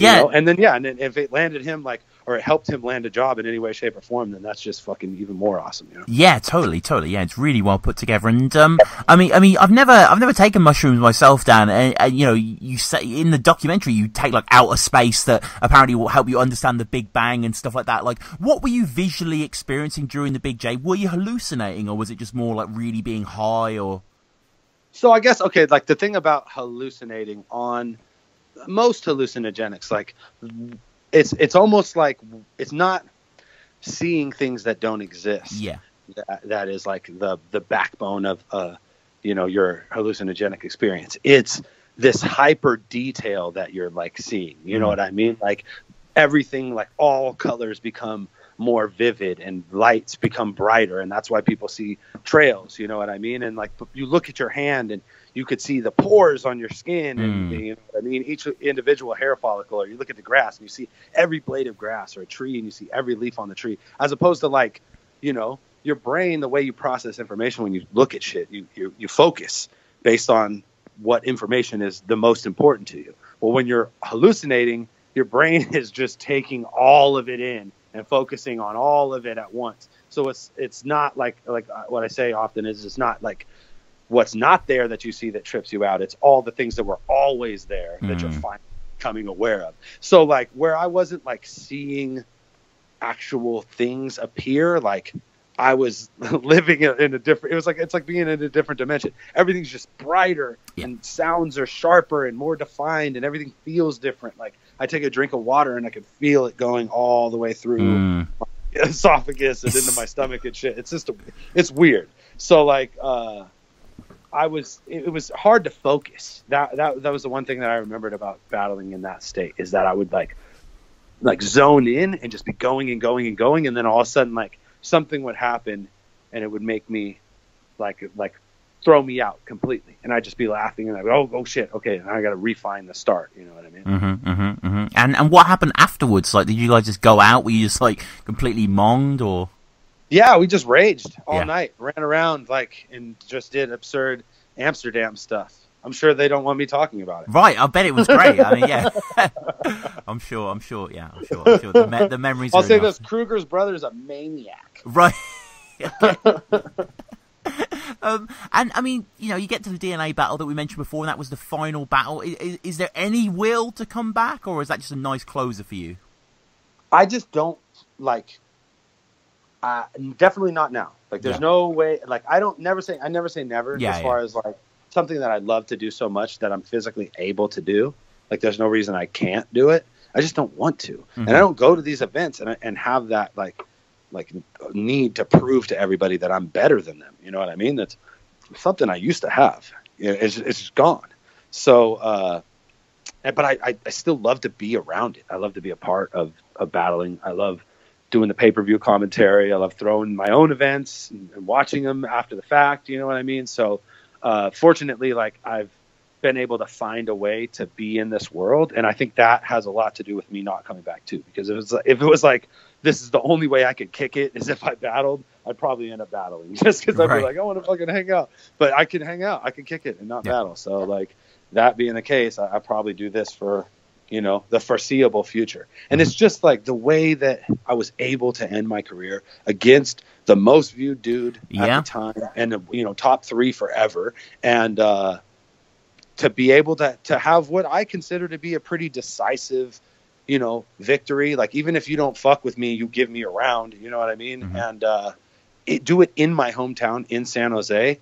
There's no better way than that to end my shit. You know what I mean? So like, I feel like any attempt to go further than that would just be chasing like some shit I already caught. Yeah, you know, fair enough, man. And around as we've been discussing this kind of since 2012 onwards, I was kind of looking back. Can't believe it started that long ago. But I mean, you recently celebrated episode 100. Congratulations on that. The Dirtbag Dan show, you know, real as a podcaster myself, you know, was a huge inspiration in terms of the battle rap stuff. Huge fan of the show personally. Like, how did this come about? What was the genesis behind it? My buddy Rory, who's also like. You know, we call him the executive producer of the podcast because it was essentially his idea. He was just like, man, you should just do a podcast and talk about battle rap. Like, first of all, there isn't one. And second, like, you know, the way we bullshit, like when we're just kicking it in the studio, like fools are witty and they say funny shit. So we, you know, if we knew it would be the type of stuff that people wanted to see. And like, I think that what we try to provide for the fans of battle rap and now it's like more about like catering to the fans of the actual podcast. Like, cause once you get past 100 episodes, it's like, it's more about the thing than like the thing we were covering in the first place. You know what I mean? Like now the podcast is its own entity and we have our own inside jokes and our own kind of relationship with the fans that extends beyond just the battles.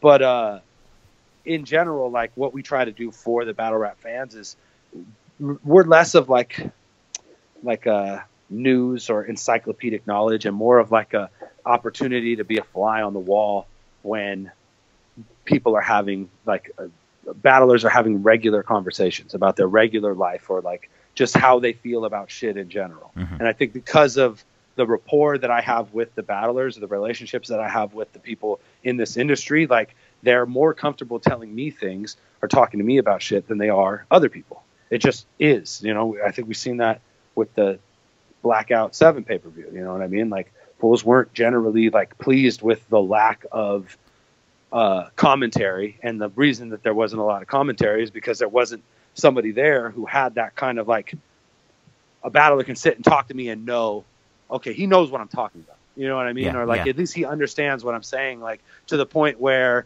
he doesn't have to, like, over-explain or whatever. And it's just, there should always be a big difference between, like, what that commentary is and what like interviews pop on battlerap.com about how they feel about the battle later. Like ultimately, like we're not news. We are like, we're covering the culture as a whole, not like trying to like, you know, like teach you guys individual shit about what's going on in the world. It's just like, you want to know who these people are. Like that's what we do. And what was Blackout 7? Why weren't you there, man? You know, it was just wires crossed as far as like, I reached out and I don't know if they initially had a different plan or whatever, but it just, I don't think that the value of what I was doing was like high on the list of all of the things that need to get taken care of for like an event like this, which, you know, unfortunately, like if we would have, it's a communication issue when it comes down to it, because if I was able to talk to everybody and like the people that I were reaching out to were getting back to me, then I would have like worked out sponsors and done what I needed to do to be there. Because like I said, like I feel like I have a genuine like rapport with those fans. I spent days with these people who watch the pay-per-view. You know what I mean? Like literally, like if you add the hours up, it's days of our lives that we sat there and like discussed these live battle events. So they're used to the way the dialogue that we have, and I think that when that's just gone out of nowhere, people react. But like I will say that they have reached out to me about making sure that I'm there for future events. So I guess on the right side, like fools see that there is a value in that, or that it's an important aspect of the pay-per-views now. Dope, man. And I mean, comedy is obviously something that you've spanned out to recently. That's what's taking up a lot of your time at the moment? That's what you're focusing on, is that right? Well, I mean, I would say like the thing that I'm focused on more than anything else is recording music right now, and just I'm kind of trying to build a catalog of new music, and the comedy thing kind of goes hand in hand with that, and is really related to the battle rap in the sense that battling was something that I could do by myself. I didn't need anybody else to battle. I book battle events myself. I write the bars by myself. I go to the events by myself, do the battles. Music is not like that. I do shows with my DJ. I got to build with producers, in the studio with engineers. You know what I mean? Like there's always got to be someone else involved in the process of me making music. So comedy has filled the void where, battling was. And I actually started doing comedy the minute I stopped battling, because it was like, I need something that I could like work on independently. So I definitely want to like marry the comedy and the music in a way that like is palatable and unique to my skill set or whatever. But for right now, like I'm out there, I'm telling jokes, I'm trying to like build my my material, you know what I mean, and move up in the ranks as far as like being able to do 15 and 20-minute sets and shit. But really, it's like recording music right now, and then recording music videos and putting together projects that I don't necessarily have like release dates for yet, and not putting the cart before the horse is really what I'm focused on. I'd love to be able to, in a year, like just lay a bunch of new music on the world and be like, oh, okay, well, this is what he's been doing, And music-wise, how do people track down your stuff, man? I mean, you've got so many releases out there. Concentrate and Slab City, I should say. Regular listens, like great tracks, man. Yeah, I've found success in like the niche market of concentrated marijuana music, and it happens to be very close to my heart as far as right. the subject matter. Yeah. So that Concentrate song has 500,000 views. Yes. I've plenty of battles that don't have 500,000 views. So I gotta be one of the only fucking battle rappers that has any music videos that have that kind of numbers. You know what I mean? So like that definitely isn't lost on me. So I try to like, I try to not be cliche and not like be a one-trick pony and just write the same song over and over again. I do recognize that like the success in some of that, and try to like, fold those motifs over into different, newer content. And I mean, in terms of like tracking down the music itself, is it just on a Bandcamp sort of thing, or your website? Yeah, I usually upload everything to my Bandcamp. Usually everything's on YouTube as well. Like if it's on my Bandcamp, it's on my YouTube for free. I just give people an opportunity to buy the music as a means of like having it, but I always give people an opportunity to stream it for free, because the reality is that in this day and age, like it's not record sales or streaming plays that are really like feeding me as much as like going out there and actually performing for the fans on the 1-to-1. I recognize that that's like where I'm really going to be, eating. And, I've put out albums and toured off those albums. I'm done, touring off the same content. So a big part of like me developing all this new music is me having a new reason to get back out in the world and travel and perform both music and comedy live. You know what I mean? Oh, excellent, man. So we wrap up, as always, with a few quick fire questions. The first question I'll ask you, your favorite grind time battle? Oh, shit. Favorite battles are so hard. I know. Grind time, definitely like my favorite battle in general probably would be a grind time battle anyways. And I guess like it's easy to kind of go for the classics, but off top, I think it's fair to say that Reverse Live versus Tantrum had the most effect on me out of any grind time battle, because it taught us all like what was possible with this medium. And you could just, if you watch that battle, you could see on everybody's face like the look of like, oh shit, like this is something else, you know what I mean? And neither of us, like, we had known who Cody was and we knew who Tantrum was, but we weren't aware that they were like, that had that in them, and it just made us all think, oh man, maybe we got something else in us too, Yeah, awesome, man. What about Don't Flop?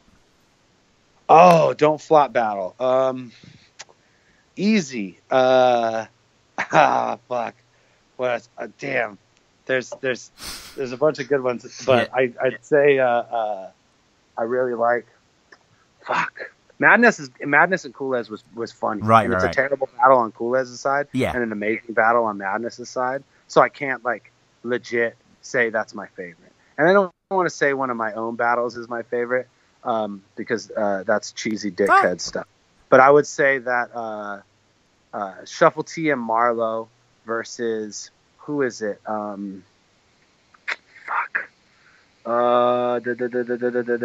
black dudes.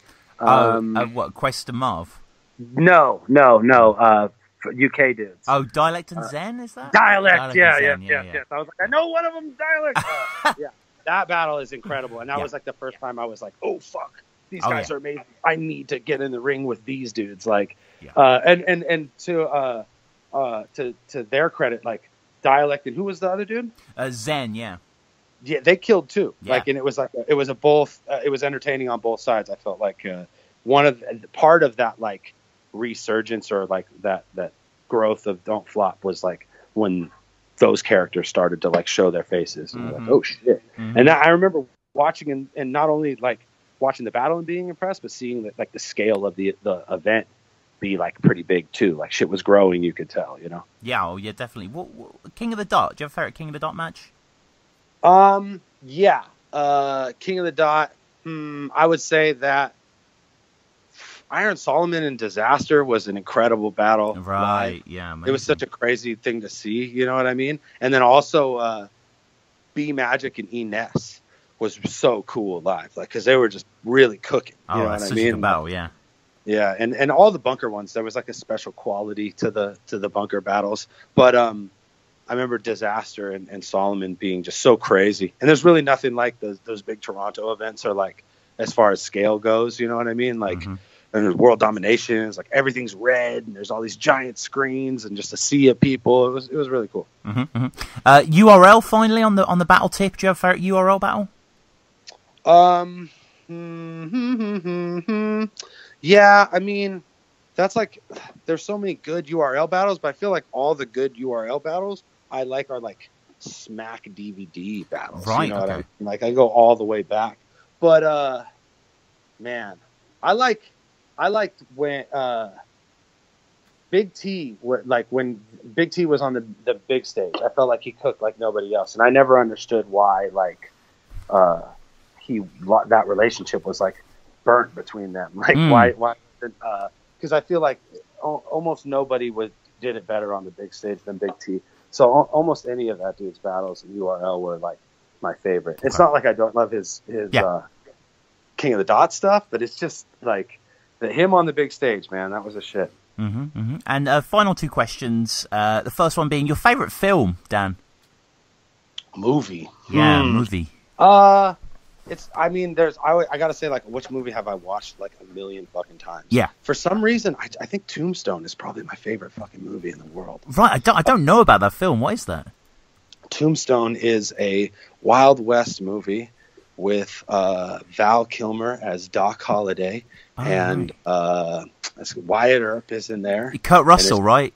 Kurt Russell is Wyatt Earp. Oh man, such a fucking good movie. There's so many good like one-liners in that movie, mostly from Doc Holliday, where he's just like, you know, saying really cool shit. I'm gonna check that out. Sounds cool. Tombstone is so. If you've never seen Tombstone, I've never seen it, man. It's easily the best Western movie ever made. Oh, but like I wouldn't even have like thought like, is that my favorite movie? I guess it is, because it's the one that came to mind. You said that shit. Yeah, fair. And finally, your favorite band or artist, musical artist, that are in no way hip hop related. Oh, well, see, I listen to like a fucking wide variety of music. Right. So I can't really narrow down it to one artist. What I can do is like genre, narrow it down, right? So like Sizzla, Kalonji, probably my favorite like reggae artist. You know what I mean? And like all due respect to the greats, Bob Marley, of course, and I feel like it's almost like a different level when you're talking about that. But if we're talking about like reggae music and like mostly like modern dance hall or like roots, like Sizzla just covers all bases. I've always been a huge Slayer fan. Like that was, I've probably seen them live more than any other band. Used to love going to fucking death metal shows and mixing it up in the mosh pit. So Slayer for sure is high on the list. With Sepultura being in a close second because they're like Brazilian Metallica, super awesome, really great music, and I think they're still like together and making albums, and that's fucking awesome too. Rock shit, like I don't know, man. There's so many. It's like there's too much. There is. It's know who I fuck with heavy, like on some modern shit, is Tame Impala. Oh man, they're awesome. Yeah, Australian, like sort of. Currents is such a good album. That whole album is like, man, drop a tab of acid and listen to that bad boy. That'll get you through. Jesus Christ, with Big J maybe. Only with Big J. Only with Big J, yeah. I guess finally, man, how do people get at you? Twitter, your website, any stuff like that? So I'm a pretty easy person to find on the internet.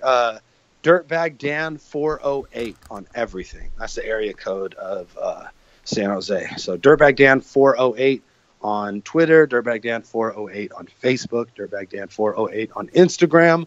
Website is dirtbagdanshow.com, and our YouTube channel is Counterproductive. But I mean, if you type in Dirt B on YouTube, it'll be like, you mean Dirt Bike or Dirtbag Dan? you mean Dirtbag Dan. Yeah. Well, Dan, this has been a genuine privilege, man, to have you on. Thanks so much for spending some time with us. Likewise, man. As everybody knows, I like talking about myself. So. Right. But Dan, thank you so much, man. Thank you, dude.